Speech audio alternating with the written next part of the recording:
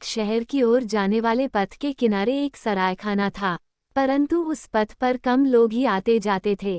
कारण यह कि उस पथ में एक घना जंगल पड़ता था। कभी कभी हिंसक पशु पथ पर चलने वालों पर आक्रमण कर देते थे। इसलिए प्राण भय से लोग उस पथ से शहर जाने में हिचकिचाते थे। जिन्हें जरूरी या जल्दी होती थी, वे ही उस पथ से जान को हथेली पर लेकर शहर जाते थे।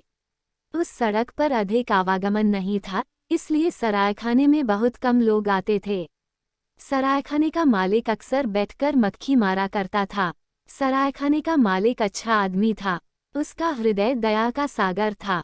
सरायखाने में आने वालों से वह बहुत अच्छा व्यवहार करता था। उनके आदर सत्कार में कोई कमी नहीं करता था। सरायखाने में रहने खाने के उपरांत अगर किसी के पास पूरा पैसा नहीं होता था, तब भी वह कभी उसके साथ खराब व्यवहार नहीं करता था।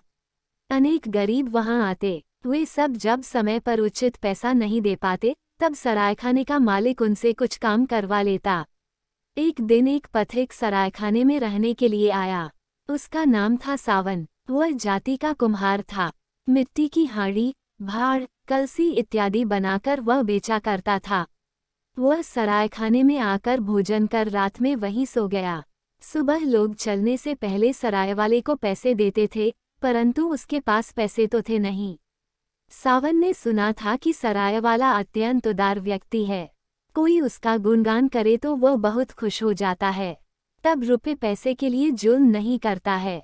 सुबह सराय से निकलने के समय सावन ने सरायवाले से कहा, सब लोग आपका गुणगान करते हैं। मैंने भी देखा है कि आप बहुत अच्छे आदमी हैं।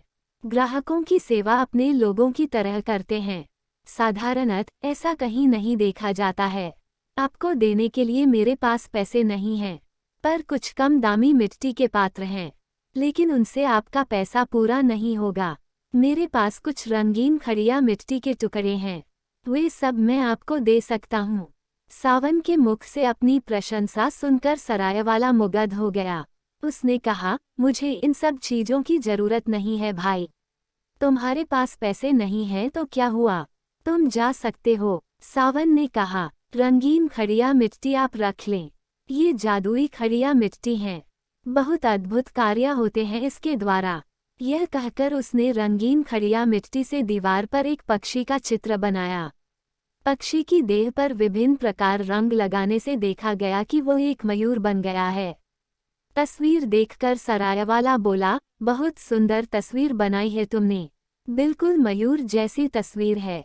सावन बोला, और क्या क्या हो सकता है आगे देखिए। इस तस्वीर वाले मयूर को मैं जीवित कर दूंगा।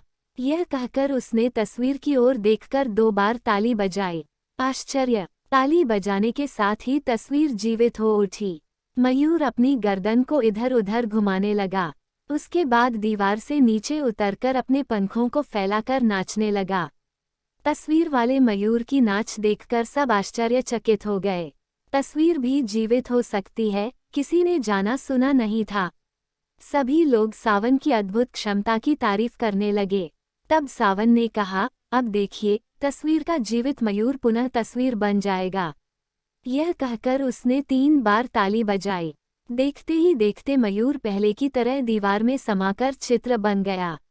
सावन ने सरायवाले को कहा, यह जादू वाला मयूर मैं आपको देकर जा रहा हूँ। आप जब 2 बार ताली बजाएगा, तब मयूर दीवार से नीचे उतरकर नाचने लगेगा। जब 3 ताली बजाएगा, तब मयूर पुनः पहले जैसी तस्वीर बन जाएगा। यह मयूर आपका बहुत उपकार करेगा। मयूर का नाच देखने के लिए लोगों की भीड़ लग जाएगी आपके सरायखाने में।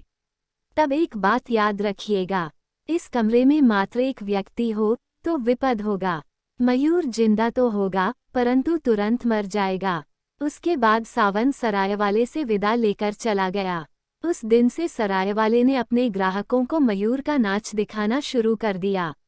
ग्राहक जब भोजन करने बैठते तो वह कहता, देखिए, आप लोगों के आनंद के लिए मैं एक जादू का खेल दिखाता हूँ। ऐसा खेल आप किसी भी सरायखाने में नहीं देख पाएगा। यह कहकर वह दीवार की तस्वीर के सामने खड़े होकर 2 बार ताली बजाता। तुरंत तस्वीर का मयूर जीवित हो जाता एवं धीरे से जमीन पर उतरकर नाच दिखाने लगता। ग्राहक भोजन करना भूलकर आश्चर्यचकित होकर मयूर का नाच देखते रहते थे।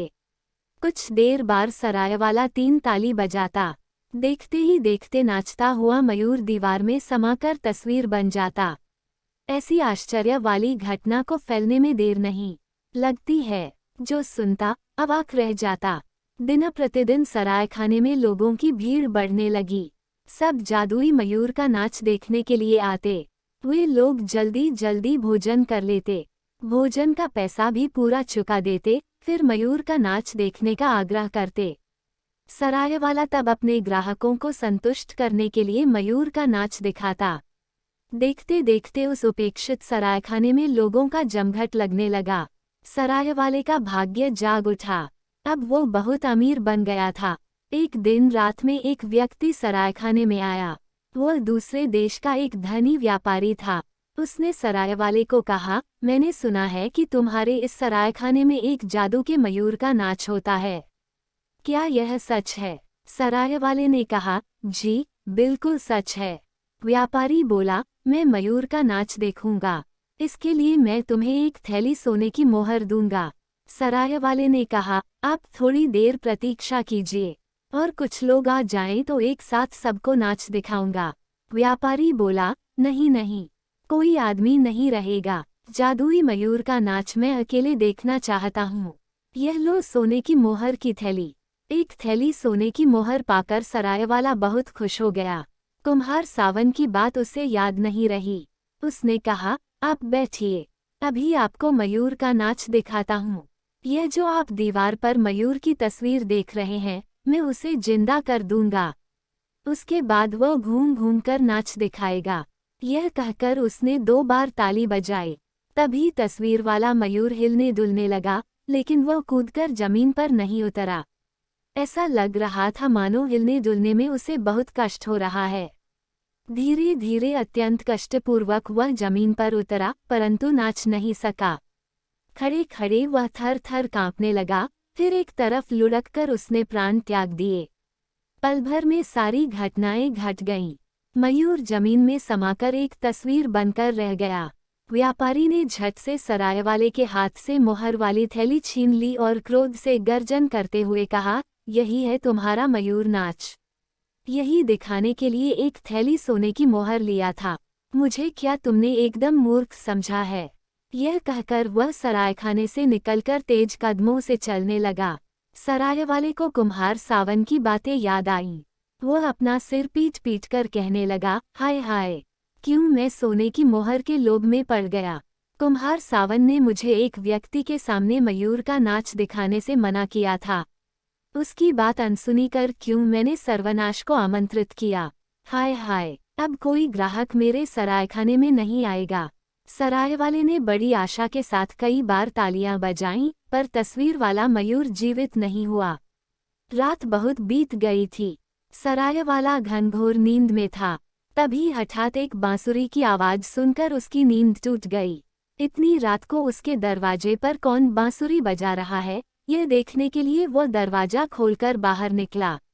देखा, वही सावन बांसुरी बजा रहा है। खुले दरवाजे से वह भीतर आया और मयूर की तस्वीर के पास खड़े होकर बांसुरी बजाने लगा। कुछ ही देर में वह मयूर जीवित हो उठा।